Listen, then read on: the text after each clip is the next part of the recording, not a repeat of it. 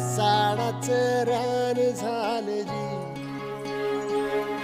अर मातीच्या पोटात अस्मानाचं बळ, माऊलीची लाज राखजी.